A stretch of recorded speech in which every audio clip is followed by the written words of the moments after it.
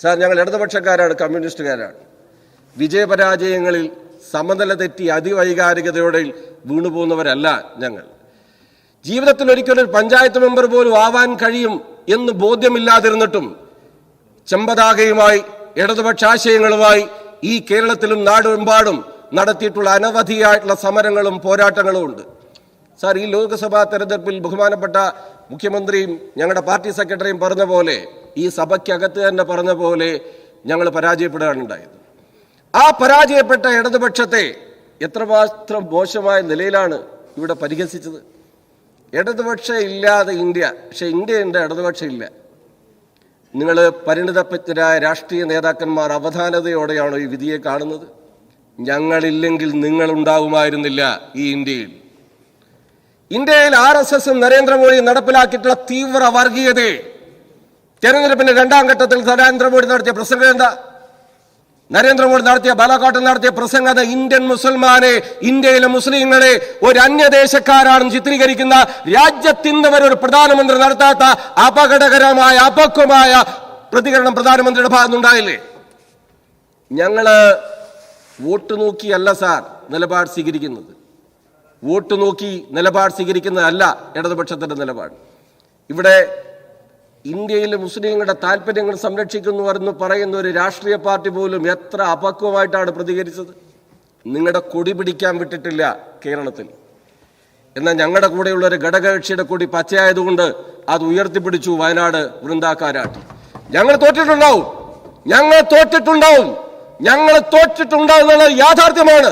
എന്നാൽ ജയപരാജയങ്ങളുടെ അടിസ്ഥാനത്തിൽ ഈ ഇലക്ഷനെ നിങ്ങൾ വിജയിപ്പിയാൽ സംഘപരിവാർ അവർ മുന്നോട്ട് വെക്കുന്ന ആശയത്തെ പ്രതിരോധിക്കാൻ ഇന്ത്യൻ നാഷണൽ കോൺഗ്രസിന് കഴിയില്ല എന്ന രാഷ്ട്രീയ യാഥാർത്ഥ്യം നിങ്ങൾ മനസ്സിലാക്കണം. നിങ്ങൾ ജയിച്ചു എന്നല്ലേ നിങ്ങൾ പറയുന്നത്? ഇവിടെ പറഞ്ഞല്ലോ എല്ലാവരും. എന്താ ഹിമാചലിൽ സംഭവിച്ചത്? എന്താ മധ്യപ്രദേശിൽ സംഭവിച്ചത്? എന്താ തെലങ്കാനയിൽ സംഭവിച്ചത്? നിങ്ങൾ ഇപ്പോഴും നിങ്ങളുടെ സാമ്പത്തിക നയത്തെ, നിങ്ങളുടെ രാഷ്ട്രീയ നയത്തെ വിശകലനം ചെയ്യുന്നില്ലെങ്കിൽ കടുത്ത അപകടത്തിലേക്ക് നിങ്ങൾ പോകും. ഞങ്ങൾ രാഹുൽ ഗാന്ധി അപമാനിച്ചിട്ടൊന്നുമില്ല. പക്ഷെ ഇങ്ങോട്ട് പറഞ്ഞാൽ അങ്ങോട്ട് പറയും, ഇങ്ങോട്ടെന്താ പറഞ്ഞ? ഞങ്ങളുടെ മുഖ്യമന്ത്രിയെ നിങ്ങൾ ജയിലിലിടും അല്ലേ? ഇന്ത്യൻ നാഷണൽ കോൺഗ്രസിന്റെ ദേശീയ ചുമതലയുള്ള ഒരാൾ വന്നിട്ട് കേരളത്തിൽ, അയാളായിരിക്കില്ല നിങ്ങളുടെ വർത്താനം കേട്ടിട്ടാണ് അയാൾ പ്രസംഗിച്ചത്. എന്തുകൊണ്ട് പിണറായി വിജയനെ പിടിച്ച് ജയിലിലിടുന്നില്ല? നീ വന്നാ മതി, കാണാം.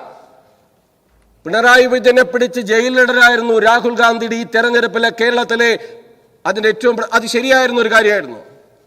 അത് ശരിയാണെന്ന് നിങ്ങൾ വിശ്വസിക്കുന്നുണ്ടോ? ശരിയായിട്ടുള്ള ഒരു കാര്യമാണോ അത്? ഏതിന്റെ പേരില? ഏത് FIR ഉണ്ടോ? ഒരു കേസുണ്ടോ? നിങ്ങളുടെ രാഷ്ട്രീയ മുദ്രാവാക്യം എന്തായിരുന്നു ഈ കേരളത്തിൽ?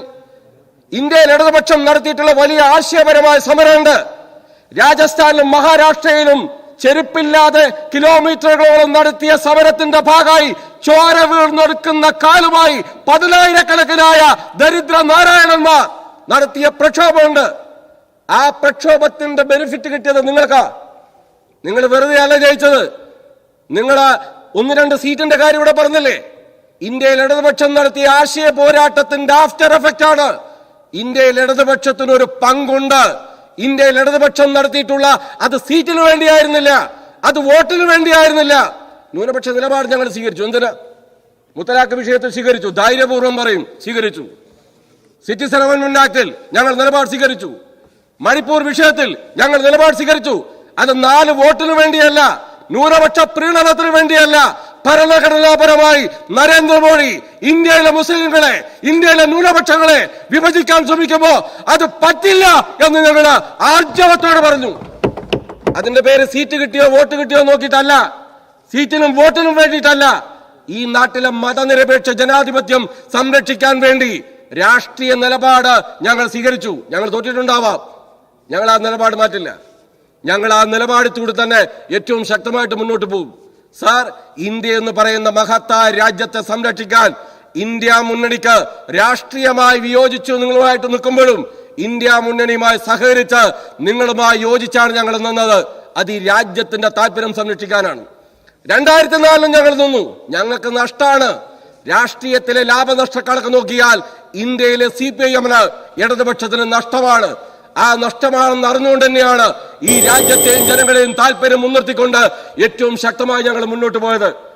സാർ, ഞങ്ങൾ ഒരാളാണെങ്കിലും ഞങ്ങൾ അവശേഷിക്കുന്ന ആളുകൾ ഈ നാട്ടിലെ വർഗീയതയ്ക്കെതിരെ, ഈ നാട്ടിലെ ജനാധിപത്യ വിരുദ്ധ പോരാട്ടങ്ങൾക്കെതിരെ സീറ്റിനും വോട്ടിനും വേണ്ടിയല്ല, കൽപ്പാന്തകാലത്തോളം MLA ആയിരിക്കാനല്ല, കൽപ്പാന്തകാലത്തോളം മന്ത്രിയായിരിക്കാനല്ല, കൽപ്പാന്തകാലത്തോളം രാജ്യം ഭരിക്കാനല്ല, ഈ രാജ്യത്തെ ജനങ്ങളുടെ അവകാശങ്ങൾ സംരക്ഷിക്കാൻ ഒരാളെങ്കിൽ ഒരാൾ ഈ പതാകയുമായി അതിശക്തമായ പോരാട്ടം ഈ നാട്ടിൽ നടക്കും.